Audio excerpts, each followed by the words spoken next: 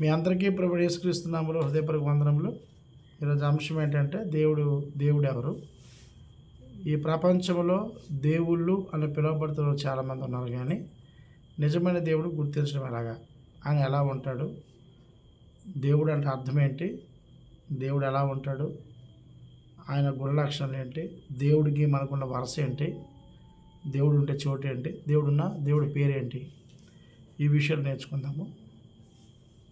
మొదటగా మీరు గమనించాల్సింది ఏంటంటే, దేవుడు అనేవాడికి కుటుంబ వ్యవస్థ ఉండదు. భార్య బిడ్డలు ఉన్నవాడు దేవుడు కాదు. రెండోది, దేవుడు అనేవాడు భార్య బిడ్డలతో మనలాంటి మనుషుల మధ్య నివసించేవాడు దేవుడు కాదు. మూడవది, ఈ మానవ దేహంతో రక్తమాంసాలతో ఉన్నవాడు దేవుడు కాదు. దేవుడు అంటే అర్థము సృష్టికర్త. మీరు గూగుల్లో సెర్చ్ చేసుకుని వస్తుంది. దేవుడు అంటే అర్థం అంటే సృష్టికర్త. ఆ ఒక్క దేవుడు తను ఏమై ఉన్నాడో, తన గుణ లక్షణాలు ఏంటో మనకి ఈరోజు చెప్తున్నాడు. ఆదికాండము 17వ అధ్యాయము. ఆదికాండం 17వ అధ్యాయం 1వ వచనం మనం చూద్దాం.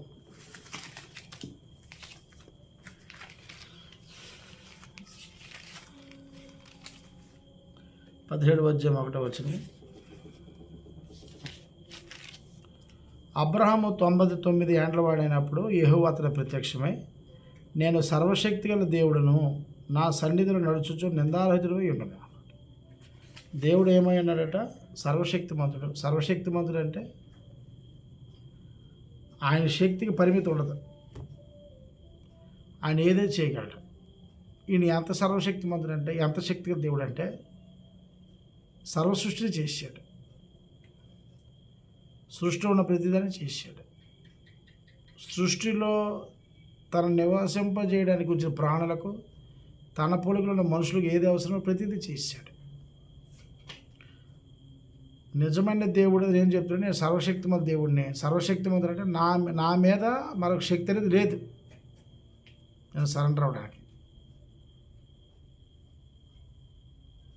సర్వశక్తిమంతుడు, ఏదైనా చేయగలడు. ఆయనకి అసాధ్యం అంటూ ఎట్లేదు.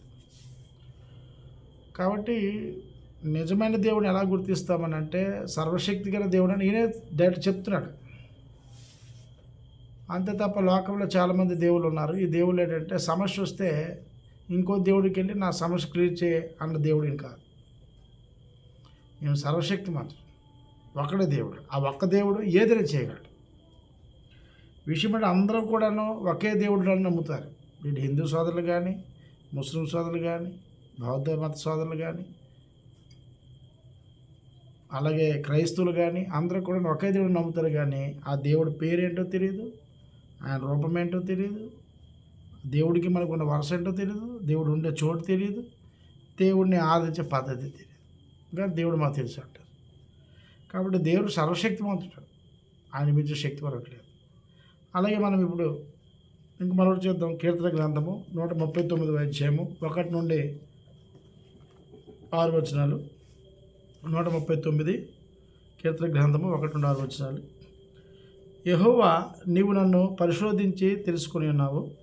నేను కూర్చుండటయు నేను లేచుటయు నీకు తెలియను. నాకు తలంపు పుట్టక మునిపే నీవు నా మనసు గ్రహించుచున్నావు.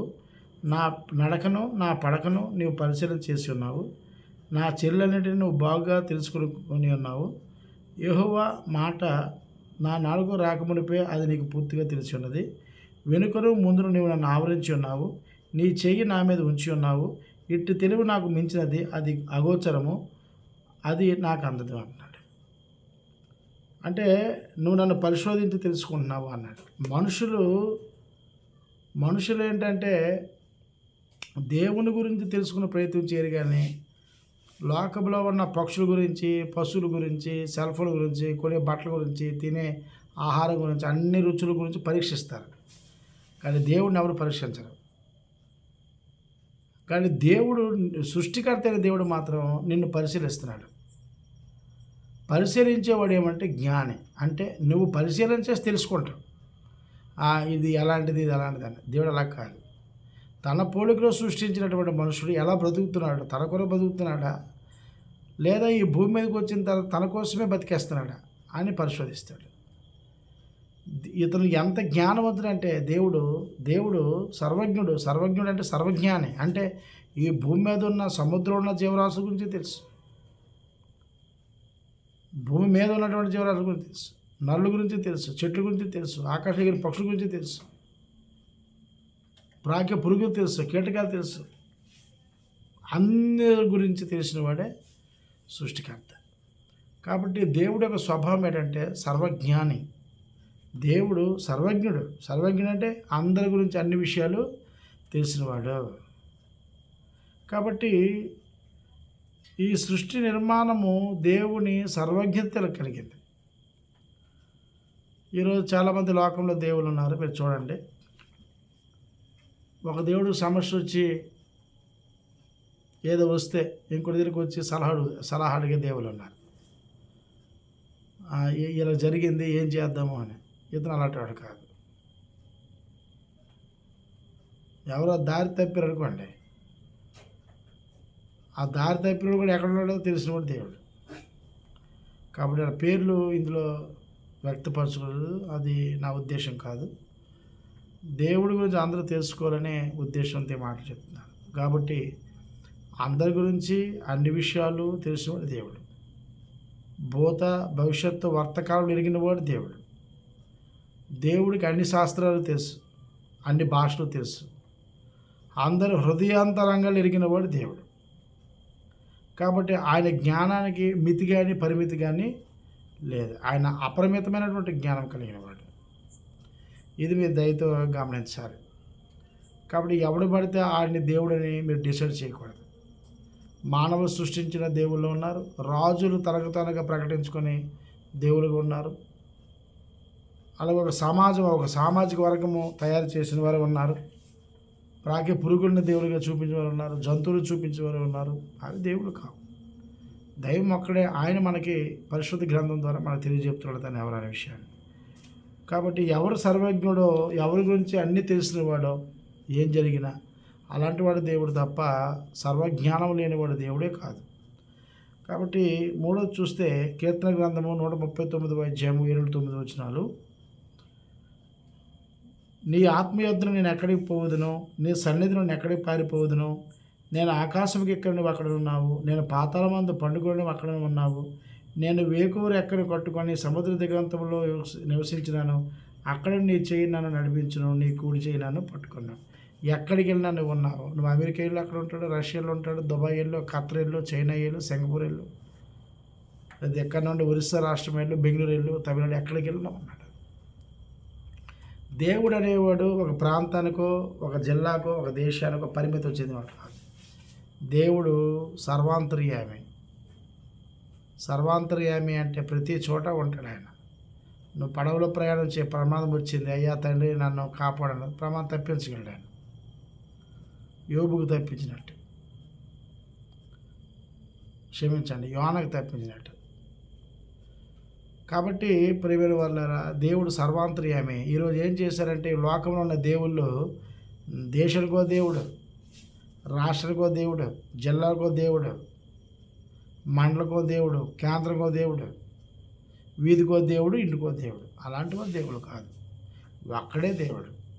ఆయన సర్వము వ్యాప్తించున్నాడు. ఆయన నిత్యశక్తి, ఆయన దేవత్వము, ఆయన గుణాంగాలు సర్వసృష్టిలో వ్యాపించున్నాయి.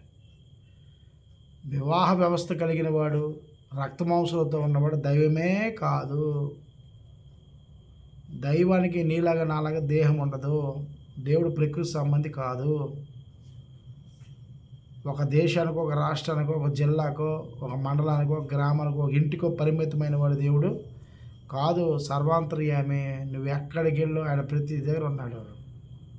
సర్వసృష్టి మీద ఉన్నాడు ఆయన.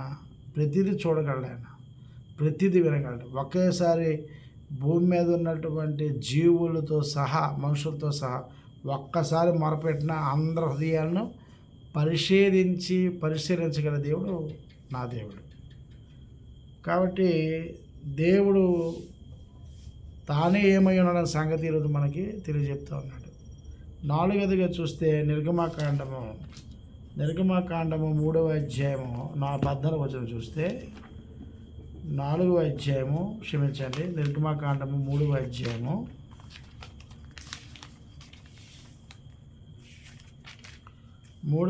14 వచనం చూస్తే, అందుకు దేవుడు, నేను ఉన్నవాడను అనువాడనై ఉన్నానని మోషేతో చెప్పాను. ఉన్నవాడు అనువాడు అంటే అర్థము నిత్యుడు. ఉన్నవాడు అనువాడు అంటే నిత్యుడు, అంటే నిత్యము ఉన్నవాడు. కాబట్టి అవతారాలు ఎత్తినోడు దేవుడు కాదు. అవతారాలు ఎవరు వేస్తారంటే సినిమాలో ఆర్టిస్టులు వేస్తారు, నటించేవారు వేస్తారు. నటించేవారు యాక్టర్స్, దేవుడు యాక్టర్ కాదు. కానీ క్రైస్తవ సమాజంలో కూడా దేవుడిని యాక్టర్గా చేశారు. ఆయనే దేవుడని, ఆయనే కుమ్మడని, ఆయనే పరిశుద్ధాత్ముడని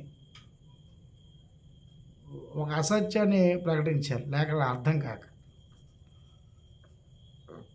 కాబట్టి దేవుడు ఆర్టిస్ట్ కాదు, దేవుడు డ్రామా లేడు, దేవుడు యాక్టింగ్ చేయడు. లాస్ట్కి క్రైస్తవ సమాజం కూడా సత్యాన్ని చెప్తామని చెప్పి క్యారెక్టర్ ఆర్టిస్ట్గా చేస్తారు దేవుడిని. దౌర్భాగ్యులు, క్రీస్తు విరోధులు వాళ్ళంతా కూడా నిత్యరకం తప్పదు. దేవుడు నిత్యుడు. నిత్యుడు అంటే అర్థం ఎల్లప్పుడూ ఉండేవాడు. అంతే తప్ప మీకు కష్టం వచ్చిందా అయితే నేను వచ్చే జనంలో మళ్ళీ పుడతాను, మీ సంస్పర్శిస్తానంటే దేవుడు కాదు. అలాంటి వాడు దేవుడు కాదు. నిత్యుడు, ఎల్లప్పుడూ ఉన్నవాడు. అంటే ఎల్లప్పుడూ నిత్యుడు, ఎల్లప్పుడూ ఉన్నవాడు ఎవడంటే స్వయంభవుడు, అంటే తనకు తానుగా ఉన్నవాడు. కాబట్టి మనుషులు తయారు చేస్తే, మనుషులు మట్టితో తయారు చేసి, ఆ మనిషి తయారు చేసిన మట్టిలోకి వచ్చి ఇంకొకటి వచ్చి ప్రాణం పోస్తే, మనిషి ప్రాణం పోస్తే ఊపిరి తీసుకునే దేవుడు కాదు.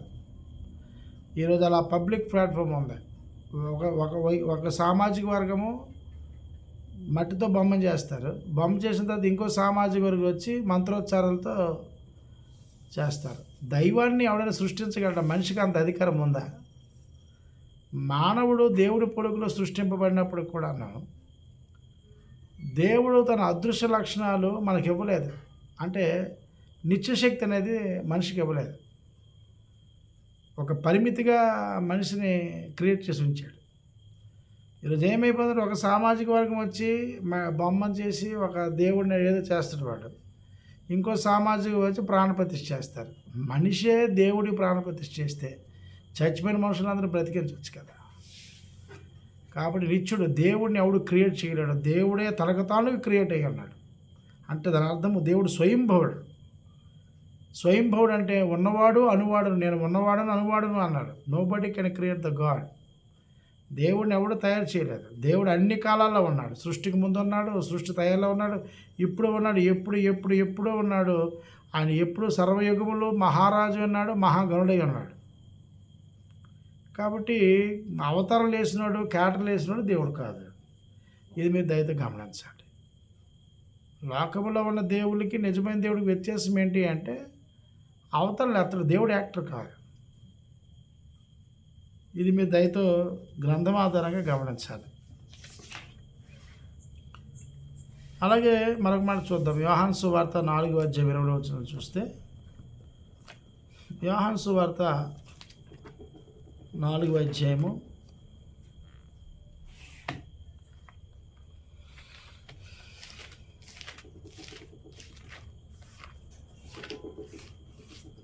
4:24 చూద్దాము.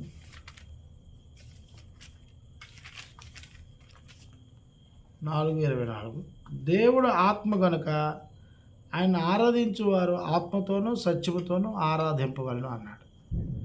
యేసుక్రీస్తు ప్రభువారు యోహాను భక్తుడితో ఏమంటున్నాడంటే, దేవుని రూపము యేసుక్రీస్తు ప్రభు ఎవరు పరిచయం చేస్తున్నారంటే దేవుని రూపాన్ని. దేవుడు ఆత్మస్వరూపి. ఆత్మస్వరూపి అంటే ప్రకృతి సంబంధి కాదు, శరీర సంబంధి కాదు. ఈ ప్రకృతిని నివాసం చేసినప్పుడు దేవుడు కాదు. రక్త మాంసంలో ఉన్నప్పుడు దేవుడు కాదు. భార్య బిడ్డ కుటుంబ వ్యవస్థ ఉండి మనుషుల మధ్య నివాసం చేసేవాడు దేవుడు కాదు. అసలు దేవుడు మనుషుల మధ్యకి రాడు. తన శక్తి చేత, దేవత్వం చేత, నిత్యశక్తి చేత ఈ సృష్టి నడిపిస్తూ ఉన్నాడు. ఇప్పుడు తన కుమారుని యేసుక్రీస్తు ద్వారా తన రాజ్యాన్ని అప్పచెప్పి మానవ జాతిని ఏలుబడి చేస్తూ ఉన్నాడు. కాబట్టి దేవుడు ఏమైనా అనగా భౌతిక సంబంధమైన రూపురేఖలు లేనివాడు. ఆయన అదృశ్యుడు. మానవ దేహం వంటి దేహం ఆయనకు ఉండదు. భౌతికమైన ఇలాంటి రూపురేఖలు ఆయనకు ఉండవు. ఆయన భూమి ఆకాశం అంతా కూడా వ్యాపించి ఉన్నాడు. కాబట్టి మనుషులకి, పక్షులకి, జంతువులకి ఉన్న రూపాలు ఉన్నట్టు దేవుడికి రూపం లేదు. కానీ వీళ్ళు ఏం చేశారు? మనుషులు మానవ రూపాన్ని ఇచ్చేశారు దేవుడికి, పక్షి రూపాన్ని ఇచ్చేశారు, జంతువుల రూపాన్ని ఇచ్చేశారు, చేప రూపాన్ని ఇచ్చేశారు, ప్రకృతి రూపంగా చేశారు సృష్టికర్త దేవుడిని. అవి నశించిపోతాయి. మీరు కానీ నేను కానీ ప్రకృతిలో ఏ జీవైనా ఈ దేహాన్ని విడిచిపెట్టి మట్టిలో కలిసిపోవాలి. అలాంటి మట్టిలో గెలిపే దేహం కలిగిన వాడు దేవుడు కాదు. కాబట్టి దేవుడు ఆత్మస్వరూపి. ఇది యేసు ప్రభు వారే యోహాను భక్తులు చెప్తున్న డైరెక్ట్ స్టేట్మెంట్. ఇదిగో ఆయన ఆత్మస్వరూపి అని చెప్పి, ఆయన రూపం ఏంటంటే ఆత్మ. ఈ దేహం లేనివాడు. ఆత్మలో ఉండే లోకం పరలోకము. కాబట్టి దేవుడికి ఉన్న రూపం ఏంటి అంటే ఆత్మస్వరూపి. దేవుడు ఉండే లోకం అంటే పరలోకము. పరలోకము అంటే ఈ లోకంతో సంబంధం లేనివాడు. అంటే ఇతర లోకం, అంటే ఆకాశం మీద ఉండే లోకం పరలోకం. అది ఆత్మలు ఉండే లోకం. ఈ శరీర రక్త మాంసాలు ఉండే లోకం భూలోకం. అలాగే దేవుడు రూపం చెప్పాడు. దేవుడు మనకి తండ్రి అనే ఏ వర్ష కూడా చెప్పాడు ఇక్కడ 22:22 చదువుతారు. అమ్మ ఒక కాలం వచ్చున్నది, ఆ కాలం అందు ఈ పర్వతం మీదనను యెరూషలేమునందు మీ తండ్రిని ఆరాధింపరు, నా మాట నమ్ము. దేవుడికి మనకు ఉన్న వరుస చెప్పాడు. ఏంటని? తండ్రి అని చెప్పాడు. సృష్టికర్త అయిన దేవుడు మానవ జాతికి ఏమవుతాడనంటే తండ్రి. ఆదికాండం 1:26, 27, 28 ప్రకారం దేవుడు మన స్వరూపమందు మన పోలిక చెప్పు నరులో చేద్దాము. సృష్టి చేసినప్పుడు తండ్రి. ఇప్పుడు మనకి శరీరంతో కాండమైన తండ్రిని పిలుస్తున్నాయి భూమి మీద. తన ఆత్మలో ఉన్న పోలికను మన దేహంలో ఉంచినాడు. ఈయన ఆత్మలో తండ్రి. ఈయన తండ్రి. కాబట్టి యేసుప్రభు భూమి మీదకి వచ్చినంత వరకు దేవుడు మనకేమవుతాడంటే తండ్రి అవుతాడని చెప్పాడు. రెండోది, తండ్రి అయిన దేవుడు పరమందు ఉంటాడని చెప్పాడు. మూడోది, దేవుడు రూపం చెప్పాడు. అలాగే నిర్గమాకాండంలో దేవుడు 3వ అధ్యాయం, నిర్గమాకాండం 3వ అధ్యాయం చూస్తే దేవుడు పేరు కూడా చెప్పాడు. ఇక్కడ ఏ పేరు పెడితే పిలకూడదు.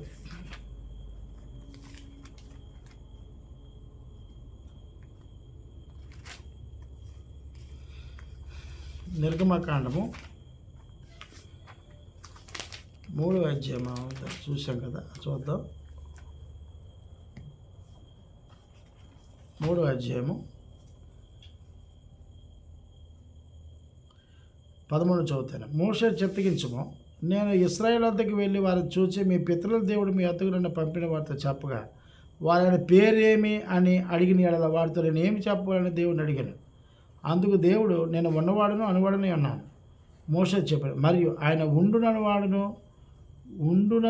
మీ వద్దకు నన్ను పంపినని నీవు ఇశ్రాయేలుతో చెప్పాడు. మరియు దేవుడు మోషేతో ఇట్లన్నాడు, మీ పితరుల దేవుడిని యెహోవా అనగా అబ్రాహాము, ఇస్సాకు దేవుడు, యాకోబు దేవుడని యెహోవా మీ వద్దకు నన్ను పంపినని నీవు ఇశ్రాయేలుతో చెప్పాడు. నిరంతరము నా నామము ఇదే, తరతరంలోకి ఇదే నా జ్ఞాపకార్థ నామము, తరతరాలు ఇదే నామం కొనసాగుతుంది అన్నాడు. ఏ నామం అంటే దేవుని పేరేంటి? యెహోవా. ఈరోజు క్రైస్తవ సమాజం ఏం పెట్టిందంటే ఆయనే కుమారుడు అలా ఉందా, తరతరాలు ఇదే నా జ్ఞాపకార్థ నామం అన్నారు. వీళ్ళు మార్చేశారు. వీళ్ళంతా క్రీస్తు విరోధులు. వీళ్ళకి దేవుడు ఎవరో తెలియదు. క్రిస్తనపులకి దేవుడు ఎవరో తెలియదు. క్రీస్తు విరోధులు వీళ్ళు. కాబట్టి దేవుడి పేరేంటంటే యెహోవా. ఆయన మనకేమవుతాడంటే తండ్రి అవుతాడు. ఆయన రూపం ఏంటంటే ఆత్మస్వరూపి, అంటే భౌతిక దేహం లేనివాడు, భౌతిక రూపురేఖ లేనివాడు. ఆయన ఎక్కడ ఉంటాడని అంటే పరమందు ఉంటాడు. అంటే సృష్టి మీద ఉంటాడు, అంటే ఆకాశం మీద ఉంటాడు. ఆయన దేవుడు. అలాగే మరో లక్షణం చూద్దాం మనము. కాబట్టి దేవుడు ఆత్మస్వరూపమైన సంగతి మీరు గమనించాలి. అలాగే లేవికాండము 19వ అధ్యాయం 2వ వచనంలో, లేవికాండము 19:2 మీ దేవుడైన యెహోవానగు నేను పరిశుద్ధుడనై ఉన్నాను అన్నాడు. 19:1 నుండి చదువుతున్నాను. మరి యెహోవా మోషేకి ఇలాగ సెలవిచ్చాను, ఇశ్రాయేలు సర్వసమాజం ఎట్లా చెప్పము, మీరు పరిశుద్ధులై ఉండవలను, మీ దేవుడైన యెహోవానగు నేను పరిశుద్ధుడనై ఉన్నాను అన్నాడు. అంటే దేవుడు ఎవరు? పరిశుద్ధుడు. పరిశుద్ధుడు అంటే పాపము లేనివాడు, పాపము చేయనివాడు దేవుడు. మరి లోకములోన ప్రతి దేవుడని పిలువబడిన ప్రతి ఒక్కరు కూడా పాపం చేసిన వాళ్ళే. వారు పాపం చేసేమని చెప్పారంటే మేము లోక కళ్యాణం కోసం చేసామని. అసలు బైబిల్లో భక్తులు పాపం చేశారు తప్ప దేవుడు పాపం చేసినట్టు మీకు ఒక్క వచ్చిన కనపడదు. ఎవరో కొంతమంది క్రీస్తు విరోధులు దేవుడి పేరు హైలైట్ అవ్వడానికి తప్పుడుగా గ్రంథంలో కొన్ని విషయాలు చూపించి చెప్తున్నారు తప్ప అది కాదు. అందాక మనం చెప్పుకున్నట్టు దేవుడు ఆత్మస్వరూపి. ఆత్మస్వరూపి అంటే దేహము లేనివాడు దేవుడు కాదు. ఈ లోకంలో దేవుళ్ళు పిలవబడుతున్న అందరికీ దేహాలు ఉన్నాయి, అందరికీ భార్యలు ఉన్నారు, అందరికీ బిడ్డలు ఉన్నారు, అందరికీ వంశం ఉంది. మానవుల మధ్య నివాసముడు దేవుడు కాదు. అలాగే పరిశుద్ధుడు అంటే పాపం లేనివాడు దేవుడు. లోకంలో దేవుడు అన్నవారు పక్షపాతం చూపించారు, పాపం చేశారు, స్వార్థం చూపించారు. కానీ సృష్టికర్త అయిన దేవుడు పరిశుద్ధుడు. కాబట్టి పరిశుద్ధత కలిగిన వాడు దేవుడు. కాబట్టి దేవుడు అనేవాడు పాపం చేయడు, పాపం చేయనివాడు. ఆయనలో పాపం ఉండదు. దేవుడు పరిశుద్ధులై ఉన్నాడు కనుక మనము కూడా దాని పోలికల సృష్టి మనం కూడాను పరిశుద్ధులై ఉండవాలని మనకు ఆజ్ఞిస్తున్న సంగతి మీరు గమనించాలి. కాబట్టి దేవుడు నీతిమంతుడు. దేవుడికి ఎప్పుడు కూడా అబద్ధమన్నా పాపం అంటే తెలియదు ఆయనకి. అబద్ధం మాడని వాడు దేవుడు. అబద్ధాలు అన్నాడు దేవుడు కాదు. దయతో మనం గమనించాలి. అలాగే మనం మరొక మాట చూస్తే మొదటి యోహాను రాసిన పత్రిక 4:8 మొదటి యోహాను రాసిన పత్రిక 4:8 దేవుడు ప్రేమస్వరూపి, ప్రేమ లేనివాడు దేవుడు ఎరుగుడు అన్నాడు. దేవుడు ప్రేమస్వరూపి అంటే దేవుడు ప్రేమమయుడై ఉన్నాడు. కాబట్టి ప్రేమ అంటే అర్థం ఏంటంటే తన పిల్లలు పాపం చేసినప్పుడు తన కుమారుడైన యేసుక్రీస్తు లోకానికి చెప్పి ఏకైక కుమారుని ప్రాణమే పెట్టేశాడు ఆయన ద్వారా. కాబట్టి ప్రాణం పెట్టేవాడు దేవుడు. దేవుడు ప్రేమ అపారమైనది. దేవుడు ప్రేమ స్వార్థమైనది కాదు. ఈ లోకంలో దేవుడని పిలువబడుతున్న అనేక మంది కూడా స్వార్థాలు ఉన్నాయి, పక్షపాతం ఉంది. ఒక సామాజిక వర్గాన్ని న్యాయం చేసి ఒక సామాజిక అన్యాయం చేసిన ఉన్నారు. కానీ దేవుడు అలాంటి దేవుడు కాదేనా. ఒకే దేవుడు నిన్ను నన్ను సకల జీవరాశి సృష్టించిన దేవుడు అని ఏమని ఉండంటే ప్రేమ స్వరూపి. ఇది ఎలాంటి వాడంటే ఘోరమైన పాపం చేసి రాయని దగ్గరికి, అయ్యా నేను పాపం చేశాను, నీ కుమారుడు యేసుక్రీస్తుని నమ్ముతున్నాను, అయ్యా నా పాపలు విడిచిపెడతానంటే అసలు నువ్వేం చేసినా అడగడు, పాపలు క్షమిస్తాడు. క్షమించి తన రక్తంతో కడిగి పరిశుద్ధంగా చేసి తన సంఘంలో సభ్యత్వం ఇచ్చి తన జీవగ్రంథంలో పేరు రాసి వస్తాడు.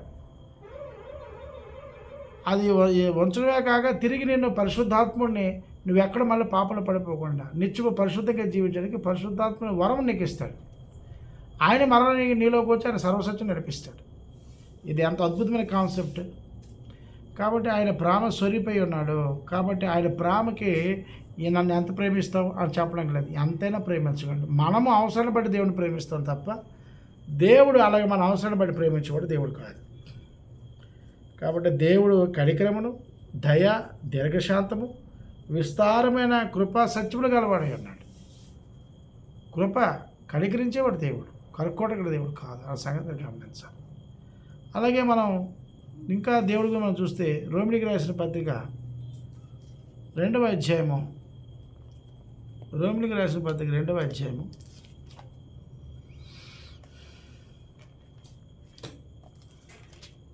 8-9 చూస్తే, అయితే భేదమును పుట్టించి సత్యమునకు లోబడక దుర్నీతికి లోబడి వారి మీదకి దేవుని ఉగ్రతయు రౌద్రమును వచ్చును. దుష్కారము చేయి ప్రతి మనుషుని ఆత్మకు మొదటి యూదునికి గ్రీసు దేశానికి సమయ వేదన కలుగును అన్నాడు.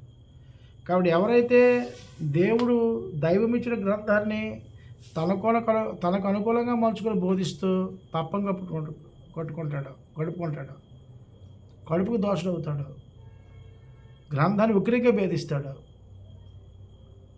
వాళ్ళని దేవుడు ఏమాత్రం కూడా క్షమించే పరిస్థితి. దేవుడు ఉగ్రుడు అన్నాడు అక్కడ.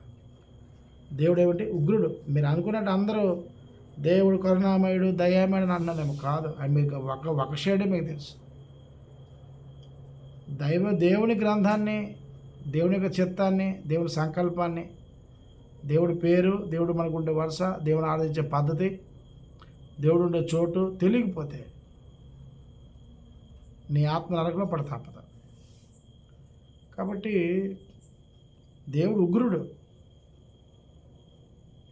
ఉగ్రత కలిగిన దేవుడు. అంతే తప్ప మనుషులు ఎంట పెడితే, లోకంలో చాలామంది దేవుళ్ళు ఉన్నారు, మనుషులు ఎంట పెడితే పారిపోయిన దేవుళ్ళు ఉన్నారు. అలాంటి వాడు దేవుడు కాదు. ఆయన అవతారాలు ఎత్తి చెప్పవలసిన అవసరం లేదు. ఈ ప్రకృతి అయిన ఆయుధం ఈ కీటకాలే, ఈ పురుగులే, ఈ తుఫాను, ఈ గాలి, ఈ సముద్రము, ఇవైన ఆయుధాలు. ప్రత్యేకంగా ఆయన ఆయుధాలు పట్టుకోవాల్సిన అవసరం లేదు. కాబట్టి ప్రియమైన సహోదరులారా, దేవుడు అనేవాడికి ఒక లక్షణాలు ఉన్నాయి. లక్షణం కలిగిన వాడు దేవుడు. దీన్నే క్యారెక్టర్స్ అంటారు, గుణ లక్షణాలు. కాబట్టి మనం ఒక వ్యక్తితో స్నేహం చేసినప్పుడు వాడు గుణగణాంగాలు బాగోలేకపోతే మనం పక్క పెట్టేసి, అంటే వాడి క్యారెక్టర్ మంచిది కాదండి, ఆయన గుణం మంచిది కాదు, చచ్చి అంత మంచివాడుకుని అంటాం. అలాగే దేవుడి విషయంలో కూడా మనం కాంప్రమైజ్ అవ్వకూడదు. బైబిల్ అనేది కేవలం క్రైస్తవులకు సంబంధించిన ప్రామాణిక గ్రంథం కాదు. సృష్టికర్త అయిన దేవుడు, ఒకడైన దేవుడు తన పిల్లలైన మనకి, సృష్టిలో ఉన్న సమస్తమైనటువంటి తన పిల్లలైన మనకి తన దేవుడి గురించి పరిపూర్ణంగా తెలుసుకోవాలని ఆయన అన్ని భాషల్లో కూడా మనుషుల నుండి కొంతమంది ప్రవక్తలను ఏర్పాటు చేసుకుని గ్రంథాన్ని మనకు అందించాడు. చాలామంది ఈరోజు ఏమైపోతుందంటే బైబిల్ అనేసరికి ఇదేదో ఒక అమెరికా వాడు తయారు చేసిన బుక్ అని. చాలా పొరపాటు. ఒకప్పుడు మనకు ఉండే ఖండం ఒకటే, ఆసియా ఖండం. యేసుక్రీస్తు వారు ఆసియా ఖండంలో పుట్టారు, ఇశ్రాయేల్ నడిబొడ్డులో. అక్కడ సర్వమానవ జాతికి వ్యాప్తి చెందింది. దాని తర్వాత మనుషులు పెరిగారు, ఖండాలు విభజింపబడ్డాయి. ఒకప్పుడు మనకి 20 ఎన్నో ఉండేవి జిల్లాలు, ఇప్పుడు జిల్లాలు అని లేవు. మరి ఇప్పుడు జిల్లాలు మార్చారు. ఇప్పుడు మార్చిన సంగతి రాబోయే 3 తరాలకి 4 తరాలకు తెలియకపోవచ్చు. ఇప్పుడు మనకు తెలిసింది తరం. అలాగే అప్పుడు కూడా ఒకే ఖండం, ఆసియా ఖండంలో పుట్టిన క్రీస్తు. దేవుడికి కులము, మతము, ప్రాంతము, ఒక భాషకు చెందినవాడు దేవుడు కాదు. ఈరోజు కొంతమంది అబద్ధ బోధకులు దేవుడిని టార్గెట్ చేసి ఆయన పేరు చెప్తే ఈజీగా డబ్బులు సంపాదించుకోవని దేవుడిని ఒక ప్రాంతానికి, ఒక భాషకి, ఒక రాష్ట్రానికి, ఒక జిల్లాకి, ఒక వర్గానికి చెందినవాడికి చేశారు. ఆయనకు ఒక కులాన్ని అంటగట్టారు, ఆయనకు ఒక ఫ్యామిలీ అంటగట్టారు. ఆలోచించేయండి. ఆయన మీద ఎన్నో ఆచరణలు పెట్టారు. కాదు, దేవుడు సత్యవంతుడు. దేవుడు మనకు చెప్తున్నాడు కోరుండి, తన గురించి మనం పరిపూర్ణ తెలుసుకోవాలని. దేవుడు సర్వశక్తిమంతుడు, దేవుడు సర్వజ్ఞుడు, దేవుడు సర్వాంతర్యామి, దేవుడు నిత్యుడు, దేవుడు ఆత్మస్వరూపి, దేవుడు పరిశుద్ధుడు, దేవుడు ఉగ్రుడు. అంతే తప్ప ఏది పడితే దైవంగా భావించి దాన్ని ఆరాధించకండి. మీరు సృష్టికర్తలు వదిలి మనుషులు ఏర్పాటు చేసుకున్నటువంటి గ్రంథాలు, మనుషులు ఏర్పరచుకున్న దేవుళ్ళు మొక్కమాకండి. తద్వారా మన దేవుని ఉగ్రతకి గురికాక తప్పదు, మన ఆత్మ నరకేకలో గెలిపోక తప్పదు. కాబట్టి దీపం అనే ఆత్మ నీలో ఉండగానే సృష్టికర్తను స్మరణ తెచ్చుకొని దైవిక ఆలోచనతో దేవుడిని వెతకండి. ఇంకా మీకు అనేక విషయాలు తెలియాలంటే ఓన్లీ వన్ గాడ్ పలాస ఈ యూట్యూబ్ ఛానల్ని సబ్స్క్రైబ్ చేసుకోండి, లైక్ చేయండి, షేర్ చేయండి. మరిన్ని అప్డేట్స్ మీకు వస్తే, కొత్త వీడియోలు వస్తాయి. మీ అందరికీ నా హృదయపూర్వకమైనటువంటి వందనములు.